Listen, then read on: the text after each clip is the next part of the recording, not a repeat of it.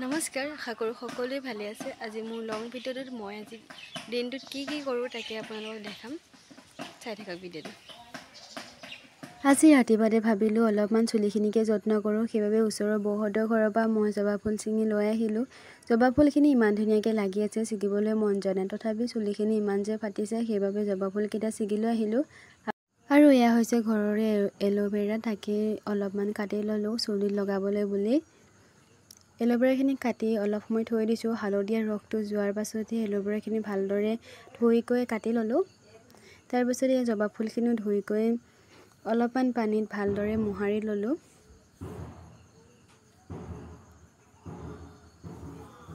ভালদৰে মোহাৰি ল'লে তেতিয়া ৰসটো ধুনীয়াকৈ ওলায় আৰু সেই ৰসটোকে মই চুলিত লগাম। তাৰপিছতে এই বগা কাপোৰ এখনত ভালদৰে চেপি ল'লোঁ।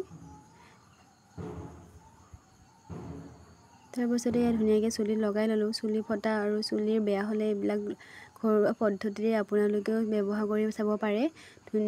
চুলিখিনি বহুত ভাল হয়।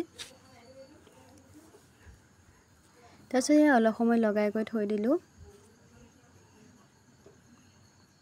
তাৰপিছত এয়া চুলিখিনি চাওকচোন, গা পা ধুইকৈ চুলিখিনি ইমান যে চিল্কি লাগিছে, সঁচাকৈ বহুত ভাল লাগে। এনেকৈ আপোনালোকে ট্ৰাই কৰি চাব। তাৰপিছত এয়া দুপৰীয়া সময়ত ভাত পানী খাইকৈ কামত লাগি গ'লোঁ। মই ফেব্ৰিক কৰোঁ চাদৰ মেখেলাৰ কটনৰ। তাৰপিছতে তাতে আধা চাদৰৰ কাম হৈ আছে আৰু আধা কৰিবলৈ বাকী আছিল, সেইবাবে সোনকালে কৰি ল'লোঁ। আপোনালোকে যদি মোৰ পৰা ফেব্ৰিকৰ চাদৰ মেখেলা ল'ব বিচাৰে কণ্টেক্ট কৰিব পাৰিব। মই আজৰি সময় পাই এইবিলাক কাম উলিয়াই লওঁ, ভাল লাগে কৰি আৰু মই বিক্ৰীও কৰি থাকোঁ। তাৰপিছত ধুনীয়াকৈ পাতবিলাক ফেব্ৰিক কৰি ল'লোঁ। আজি ফুট লগোৱা নহ'ল, অলপমান কাম থকাৰ বাবে জল্দি ফেব্ৰিকখিনিকে কৰি থ'লোঁ। ফুলখিনি লগাবলৈ থাকি গ'ল। সম্পূৰ্ণ হ'লে আপোনালোকক দেখাম বাৰু।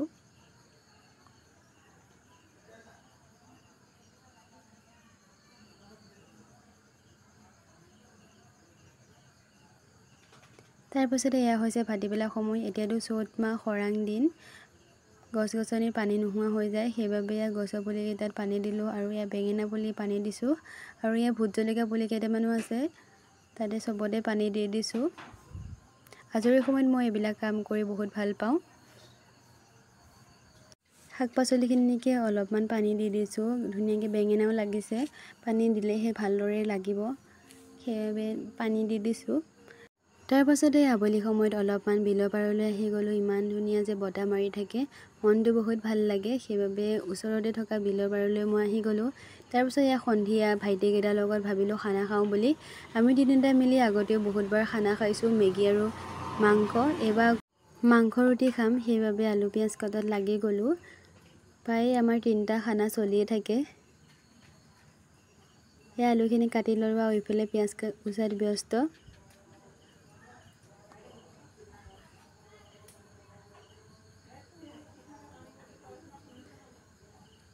তাৰপাছতে বনাই থকা ভিডিঅ' কৰা নহ'ল। ৰুটি আৰু মাংস আমি খালোঁ। আজিৰ ভিডিঅ'টি ইমানেই, আকৌ এটা নেক্সট ভিডিঅ'ত লগ পাম। Bye bye.